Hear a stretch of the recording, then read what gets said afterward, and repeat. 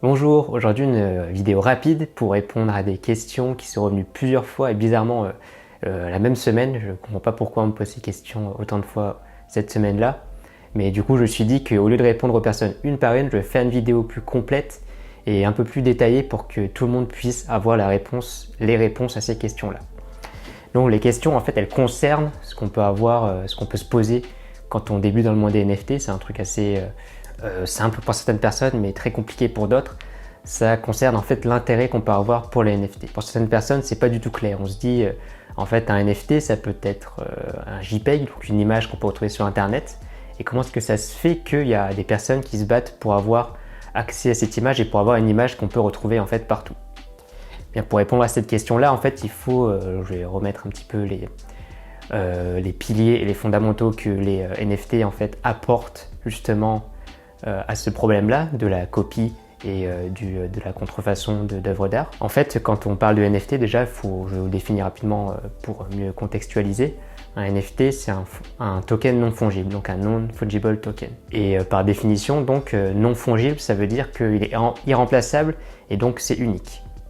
Et pour en fait faire en sorte qu'une œuvre d'art donc stockée dans un NFT, dans un token non fongible, un jeton non fongible, pour faire en sorte que cette œuvre d'art soit donc unique, que ce soit une œuvre d'art numérique, donc stockée sur la blockchain, ben justement, on va la stocker sur la blockchain avec un code unique. Un code unique qui est en fait une sorte de certificat comme on peut avoir pour, par exemple, un sac à main, une montre de luxe ou alors encore une œuvre d'art.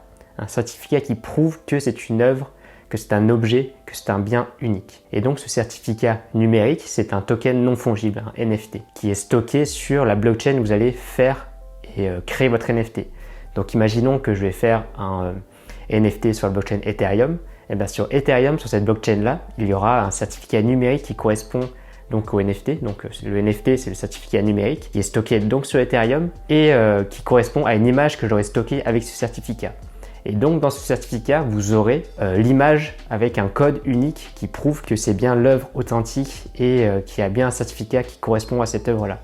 Comme pour une œuvre d'art que quelqu'un va mettre dans les galeries, que quelqu'un va mettre en vente, l'artiste, il aura un certificat qui prouvera que cette œuvre en fait est unique et bien la sienne et qu'il a créé à cette date-là, avec ses informations, détails, etc. Et ça en fait on le retrouve aussi sur les NFT et donc sur la blockchain. C'est pour vous montrer que contrairement donc aux JPEG qu'on retrouve partout sans aucun code, sans aucun certificat, enfin sauf pour les choses copiées avec un copyright, mais qui est un peu différent parce que c'est pas stocké sur la blockchain, enfin bref, autre détail. Mais en fait les certificats, les NFT qui vont être stockés sur la blockchain avec votre œuvre d'art va prouver l'authenticité de votre œuvre, comme pour tout simplement un bien de luxe ou une œuvre d'art traditionnelle.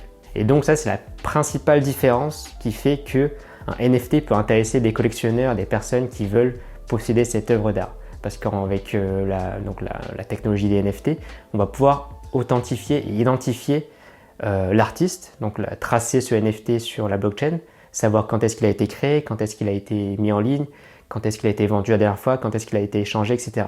Donc vous avez tout ce côté traçabilité qui est stocké sur la blockchain et on peut y avoir accès avec donc le NFT, donc le code qui permet de savoir que cette œuvre a été mintée, créée à telle et telle heure, a été échangée, qui la possède, etc. Tout ça est stocké sur la blockchain sous forme de NFT, donc sous forme de certificat numérique. Donc là, pour la question du JPEG reproductible, de l'image PNG qu'on peut refaire à l'infini, ça répond à cette question-là. C'est-à-dire que vous pouvez bien sûr imprimer l'écran de ce NFT et dire bah, c'est bon, je l'ai aussi. Sauf que non, parce que vous n'aurez pas justement ce certificat qui prouve que c'est bien le vôtre et qui a été créé par cet artiste ou que c'est vous qui l'avez créé, etc. Parce que vous aurez tout simplement en fait une copie, donc une photocopie d'une œuvre d'art qui a été créée par un artiste. Donc pour faire un parallèle avec le monde traditionnel de l'art, c'est comme si par exemple vous preniez une photo ou une reproduction d'un Van Gogh. D'ailleurs j'en ai une pour vous illustrer un petit peu, que j'ai sorti exprès. A few moments later. Donc ça, c'est la reproduction d'un Van Gogh. Est-ce que ça veut dire que je possède la Méridienne de Van Gogh? Non, c'est tout simplement une reproduction et une photocopie, une copie de l'œuvre originale. Et donc ça ne fait pas de moi le possesseur du Van Gogh, de la Méridienne, mais j'ai tout simplement une copie que je peux exposer. Donc oui, bien sûr, je peux l'exposer dans ma maison et me dire ok, bah, trop cool, j'ai un Van Gogh sous la main, regardez, il est là. Sauf que je sais moi-même et les gens savent que c'est une copie, que c'est une reproduction, que ce n'est pas l'œuvre originale.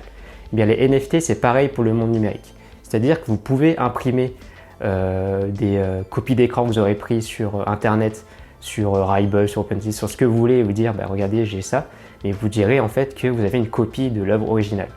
Et bien, pour faire ce parallèle, le monde numérique, c'est la même chose. C'est que vous pouvez avoir des copies, des reproductions des œuvres originales, mais ça ne fera pas de vous les possesseurs de ces œuvres finales, de ces œuvres originales. Ça fait tout simplement de vous un détenteur ou une détentrice d'une copie et d'une reproduction, comme pour le cas du Van Gogh que je vous ai montré juste à l'instant. Après, vous pouvez aussi vous poser la question sur l'exposition de vos NFT. Pour comparer donc ça avec les œuvres d'art physique, c'est vrai que c'est différent dans le sens où quand vous avez une œuvre d'art physique, vous allez pouvoir l'exposer directement, que ce soit un tableau par exemple ou une sculpture.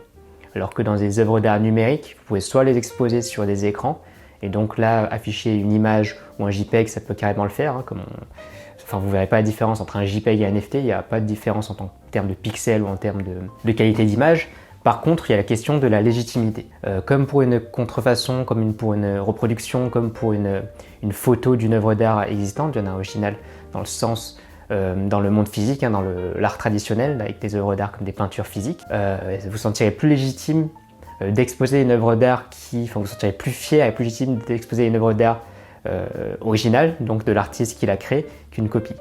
Et bien pour l'œuvre d'art numérique, pour les NFT, c'est pareil. Si jamais vous prenez en photo ou vous prenez une capture d'écran d'une image, vous vous sentirez moins légitime et moins fier d'avoir cette image-là. Vous ne vous sentirez pas vraiment comme le détenteur ou la détentrice de l'œuvre d'art finale du NFT original. Et donc là, c'est pareil, pour que ce soit le monde de l'art physique ou numérique, que vous exposez une reproduction ou l'œuvre d'art originale, il y a cette différence-là.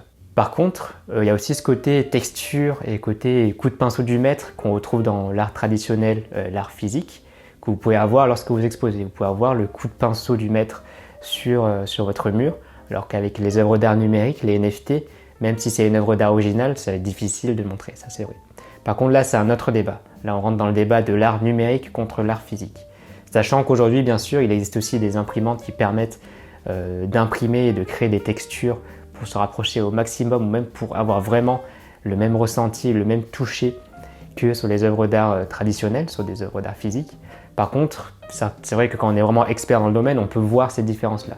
Sauf que posez-vous la question suivante. Quand on est collectionneur ou quand on est amateur de l'art, est-ce que cette différence se voit pour vous?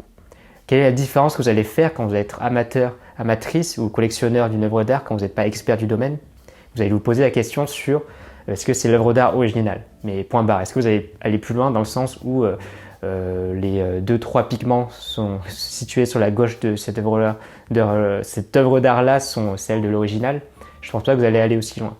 Donc il faut se mettre en tête aussi ce côté expertise, dans le sens où pas tout le monde a cet œil et cet œil de collectionneur ou d'expert des œuvres d'art et des œuvres d'art originales. Et là, avec que ce soit un NFT ou une œuvre d'art traditionnelle, ce côté légitime peut se prouver avec ce certificat d'authenticité physique comme numérique pour les NFT.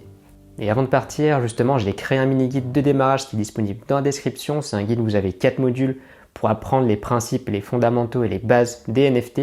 Donc c'est vraiment utile si jamais vous débutez dans ce monde-là ou si jamais vous voulez avoir un petit peu plus d'informations, parce qu'il y a 4 modules différents et il y a des modules pour tous les niveaux.